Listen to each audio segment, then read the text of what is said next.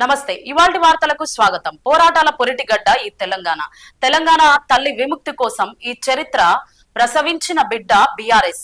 తెలంగాణ ప్రజల సామాజిక స్థితిగతులను మార్చాలంటే తెలంగాణ రాష్ట్ర ఏర్పాటే చరిత్రక అవసరమని లక్ష్యంగా ఏర్పడ్డ మన పార్టీ బీఆర్ఎస్ పార్టీ 25వ సంవత్సరంలోకి అడుగు పెడుతున్న సందర్భంగా తెలంగాణ ప్రజల ఉత్సవంగా జరపాలని సమావేశంలో కేసీఆర్ తెలియజేశారు.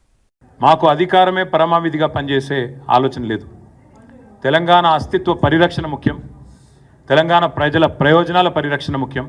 వాటి కోసం పనిచేయాలని చెప్పి సమావేశం ఈరోజు అభిప్రాయపడ్డది. ఇందాక నేను చెప్పినట్టు ఈ 25వ సంవత్సరం సిల్వర్ జూబ్లీ ఉత్సవాలు, రజతోత్సవాల్ని సంవత్సరం మొత్తం కూడా ఒక సంవత్సరం పాటు నిర్వహించాలని చెప్పి కూడా స్థూలంగా ఒక ఆలోచనకు వచ్చినాం. అయితే ఈ నిర్వహణకు సంబంధించి, ఎందుకంటే చాలామందిని ఇన్వాల్వ్ చేయాల్సి ఉంటుంది, వివిధ వర్గాలు ఎట్లా అయితే తెలంగాణ ఉద్యమంలో అందరినీ కలుపుకొని సకల జనుల సమ్మె నడిపించిన, ఆనాడు తెలంగాణ పోరాటంలో వినూత్నమైన పోరాట రూపాలు, సడక్ బంద్ కావచ్చు, రహదారుల దిగ్బంధం కావచ్చు, వంట వార్పు కావచ్చు, అట్లా ఎన్నో రకాల వివిధ ఉద్యమ పోరాట రూపాలని ఆనాడు ఆవిష్కరించిన ఆ ఘనత టీఆర్ఎస్ది. కాబట్టే ఈ రజతోత్సవాల సందర్భంగా కూడా వినూత్నంగా కార్యక్రమాలు నిర్వహించాలి, ప్రజల్ని మమైకం చేస్తూ ఉద్యమ సహచరులందరినీ కూడా మళ్ళీ తిరిగి ఒక్కటి చేస్తూ ముందుకు పోవాలనే ఆలోచన చేస్తూ ఉన్నాం.